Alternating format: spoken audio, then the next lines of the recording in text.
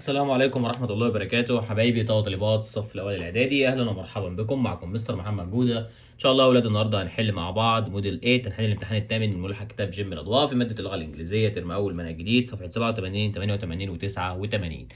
فياريت قبل ما نبدأ الناس ما تنساش تعمل لايك للفيديو علشان يوصل لأكبر عدد ممكن من زمايلكم، وما تنسوش تدعمونا وتعملوا لايك واشتراك في القناة وتفعلوا زر الجرس علشان يوصلكم كل جديد. ويلا بسم الله نبتدي مع بعض. السؤال الأول معانا يا أولاد نص الاستماع listen and choose. أول واحدة بيقول لي what was wrong، يعني ما الخطأ. طبعا نص الاستماع موجود في نهاية الملحق. هنا بيقول لي what was the wrong، يعني ما كان الخطأ with the food اللي كان في الأكل at the restaurant اللي كان في المطعم. فهو قال لك it was، طبعا الكاتب اشتكى إن الأكل طبعا كان cold يعني كان بارد. اتنين what did the speaker، يعني ما كان المتحدث find in the soup، المتحدث وجد ايه في السوب او في الشوربة بتاعته. طبعا وجد فيها a hair يعني وجد شعرة. تلاتة who did the speaker tell، يعني الكاتب او القارئ ده اخبر مين to about the problem عن المشكلة. طبعا هو قال للويتر، طبعا اللي هو الجرسون. طبعا بيقول لي بعد كده what did the waiter do after that، ماذا فعل الجرسون بعد ذلك. طبعا هو جاب له وجبة اخرى، يبقى هنقول he brought a meal يعني وجبة اخرى. بعد كده يا اولاد رقم 2 سؤال الديالوج. هنقرا عنوان الديالوج الاول. بيقول لي هنا انس and his sister، انس واخته visited their grandparents، زاروا اجدادهم during the summer holiday، اثناء الاجازه الصيفيه. هنا محادثه بين مازن وانس. مازن بيقول له where did you go، اين ذهبت during your summer holiday، في اجازتك الصيفيه اللي فاتت. فطبعا احنا عرفنا في نص المحادثه ان هو ذهب لزياره جده، فيقول له طبعا ان انا I visited، انا زرت my grandparents، يعني زرت أجدادي. فبعد كده مازن قال له who come with you، من أتى معك. طبعا أنا عارف إن أخته اللي راحت معاه his sister، يبقى هيقول له إيه my sister يعني أختي. بعد كده مازن سأله سؤال فقال له we usually visited them every weekend، احنا بنزورهم كل weekend او كل اجازة اسبوع. يبقى هنا بيسأل عن عدد المرات اللي هم بيزوروها، فعدد المرات يبقى يستخدم how ايه يا اولاد how often. يبقى how often do you visit grandparent او your grandparents، يعني كم عدد المرات اللي بتزور فيها ايه your grandparents يعني اجدادك. بعد كده لما هو طبعا سأله السؤال بيقول له ويجوال احنا بنزورهم طبعا كل اسبوع. فبعد كده مازن سأله سؤال فقال له I played basketball، انا لعبت كرة القدم with my cousins مع اولاد عمي. فطبعا هيسأله يقول له ماذا فعلت، يبقى يقول له ايه what. بعد كده what did you do، ماذا فعلت. بعد كده اولاد بيقول له did you enjoy your time there، هل استمتعت بوقتك هناك. فطبعا رد عليه وقال له it was a wonderful time، كان وقت رائع. يبقى طبعا هنا يا اولاد هيقول له yes I did، ايوه انا استمتعت بوقتي. بعد كده اولاد رقم 3 سؤال complete the text. هنترجم الكلمات اللي فوق. اول كلمه كلمه share يشارك، shares برضو يشارك بس دي مع الجمع ودي مع المفرد. password رقم سري، requests يعني طلبات، وكاركترز شخصيات. هنا بيقول staying safe online، انك تبقى امنا عبر الانترنت is very important، دي حاجه مهمه. first اولا always choose strong، دايما اختار ايه قوي. طبعا اختار strong password يعني رقم سري قوي.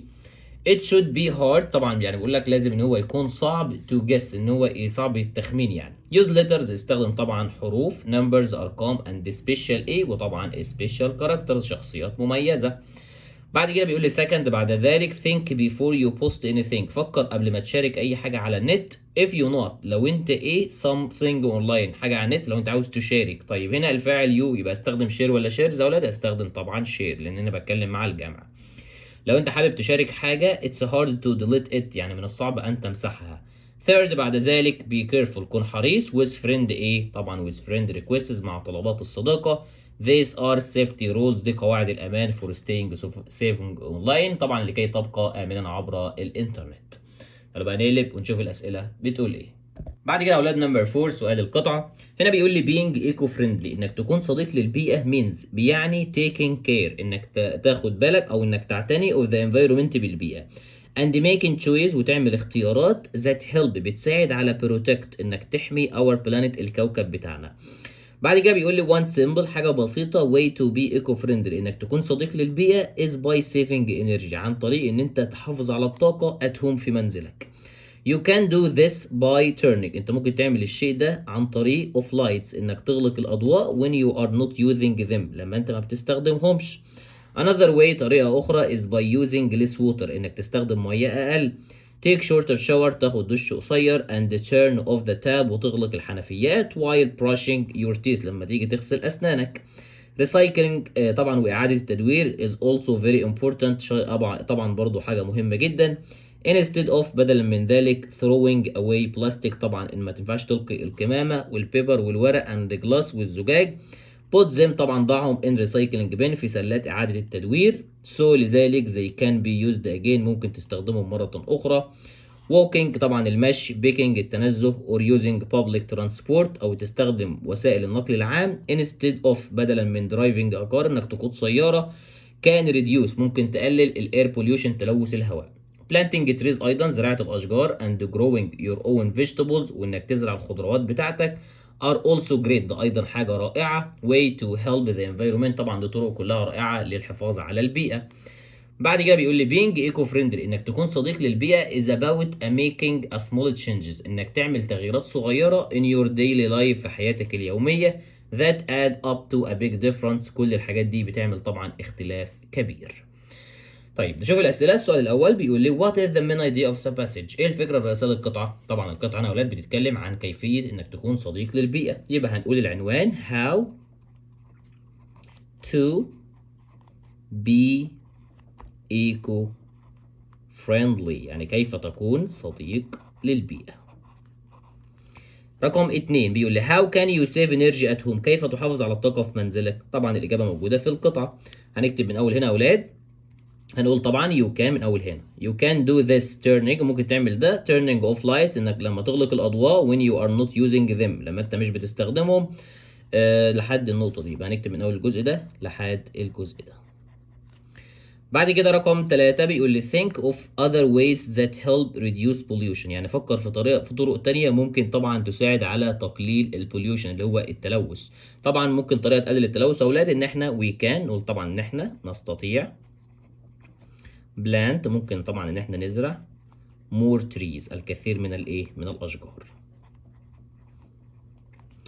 بعد كده يا اولاد اسئله اللي تشوز. السؤال الاول بيقول لي the underlined word this refers to، كلمه this اللي في القطعه بتشير لايه؟ طبعا كلمه this اللي في القطعه بتتكلم طبعا عن السيفنج انرجي، عن الحفاظ على الكهرباء. رقم 2 you should، يجب عليك ايه؟ بلاستيك، الورق، اللي هو البلاستيك والبيبر، الورق اند جلاس والزجاج، طبعا يجب عليك ان انت تعمل لهم ريسايكل، اعاده تدوير. نمبر 6 the word eco friendly، كلمة eco friendly دي معناها ايه؟ طبعا احنا قلناها قبل كده، طالما اي كلمة قدامها eco يبقى دي حاجة معناها good for the planet، يعني حاجة جيدة للبيئة. بعد كده يا اولاد رقم 5 سؤال اللي تشوز. اول واحدة بيقول لي the organizer، المنظم asked us، طلب مننا to، ان احنا ايه؟ our votes، الاصوات بتاعتنا before the event end، قبل ما ينتهي الحدث. طيب هنا لما اجي احط صوت يا اولاد بستخدم طبعا كلمة add يعني يضيف. 2 بيقول لي جود، ايه الجيد؟ helps prevent illness، طبعا بيساعد على الحفاظ على او انك تبعد عن الامراض. طبعا هنا بيتكلم عن الجود هيجين يا اولاد، اللي هي العنايه الشخصيه او النظافه الشخصيه، بتساعد على الحفاظ من الامراض. 3 بيقول لي the نقط of our school، بمدرستنا is very kind، مين اللي في المدرسه طيب؟ we all like him، احنا كلنا بنحبه. طبعا هنا بتكلم عن the principal، طبعا يا اولاد اللي هو مدير المدرسه. طب هنقلب ونكمل حل الاسئله. بعد كده نمبر 4 اولاد بيقول لي he felt، هو شعر بايه؟ by his mistake، بالخطأ بتاعه. يبقى طبعا هو شعر بالخجل من الخطأ اللي هو عمله. طبعا خجل يا اولاد بمعنى ashamed او بالاحراج يعني. نمبر 5 you should do regular exercise، يجب ان تمارس تدريبات منتظمه to improve your، عشان تحسن الايه؟ طبعا اكيد عشان تحسن الفتنس يعني رياضتك البدنيه. رقم 6 we need to reduce، يجب أن نقلل our A to help our planet، عشان نساعد الكوكب بتاعنا. طبعا يجب أن نقلل بعضا من الأولاد الكومبوست، طبعا اللي هو طبعا رقم دي اللي هي الويست، اللي هي الحاجات المهدرة اللي احنا بنرميها يعني. نمبر 7 بيقول لي نقط includes، بتشمل finding hidden treasures، انك تجد الكنوز المخفية. طبعا ده تعريف لعبة اصلا الجيوكيشنج اللي هي البحث عن الكنوز. رقم 8 بيقول لي مايا جيف، مايا اعطت ايه؟ فريند، صديقة، a beautiful gift، صديقتها هدية جميلة for her birthday، لعيد ميلادها. يبقى طبعا هنقول مايا جيف her friend، اعطت لصديقتها، لان هي بتتكلم عن بنت مش ولد.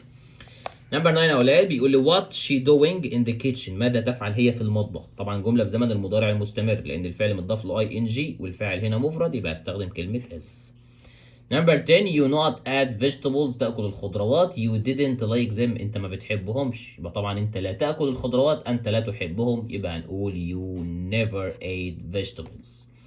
بعد كده نمبر 6 complete the sentence. اول واحده بيقول لي my new phone، تليفوني الجديد is expensive، هو غالي than my old one، اغلى من تليفوني القديم. طبعا هنا دي صيغه مقارنه، عندي هنا كلمه than وطالما than موجوده يبقى مقارنه. طيب هنبص للصفه، عندي كلمه expensive صفه طويله يبقى نحط قبلها كلمه more، وبعد كده بنكتب كلمه expensive زي ما هي. رقم 2 يا اولاد بيقول لي did your sister، هل اختك at the party كانت في الحفله last night الليله الماضيه. طبعا جمله في الماضي البسيط وهنا مفيش فعل اساسي، طالما مفيش فعل اساسي يبقى اسال يا اما بواز يا بوير. طب your sister مفرد ولا جمع؟ مفرد، يبقى انا طبعا هسال هنا بواز. رقم 3 نور enjoy swimming، نور بتستمتع بالسباحة and her brother وأخوها prefers playing football، أخوها بيفضل لعب كرة القدم. يبقى طبعا الجملة الأولى مش شبه الجملة الثانية، يبقى ما ينفعش نربط بأند أولاد، هنربط طبعا بكلمة but. آخر واحدة بيقول لي can you pass me، ممكن تمرر لي salt اللي هو الملح please من فضلك. طبعا هنا في تحديد، عايز بيحدد له قال لي وريني أو مرر لي الملح أو هات لي الملح. طبعا هنا يبقى هيقول له can you pass me the salt يعني الملح. السؤال الأخير يا أولاد الباراجراف. باراجراف أنا بيتكلم عن your best friend، عاوزني أعمل باراجراف أتكلم فيه عن صديقي المفضل. باراجراف لذيذ، فتعالوا نشوف هنعمله إزاي مع بعض. اول حاجه يا اولاد هقولها ان انا I have a lot of friends، دي جمله افتتح بيها ان انا لدي الكثير من الاصدقاء. لكن my best friend صديقي المفضل is علي، افضل صديق عندي هو صديقي علي. طيب بعد كده هقول هو ليه صديقي المفضل، لان طبعا he always help me، هو دايما بيساعدني، يبقى he always helps me when I need any help، طبعا هو بيساعدني لما انا بحتاج اي مساعده. بعد كده يا اولاد هقول طبعا ان هو he helps me، هو بيساعدني at homework في العمل الواجب المنزلي. ايه تاني؟ طبعا هقول ان احنا برضو we always play together، احنا ايضا بنلعب دايما مع بعض. ايه تاني يا اولاد؟ هقول برضو ان انا I can't imagine، انا لا استطيع تخيل my day يومي without him بدونه، يعني ما اقدرش اكمل اليوم بدون ما اشوف صديقي علي. ايه تاني؟ هقول برضو ان انا I like him، انا بحب علي because he is kind، لان طبعا هو شخص طيب and very helpful، ودايما هو شخص مساعد للجميع to me ليا and our friends، وطبعا بيساعد برضو كل اصدقائنا.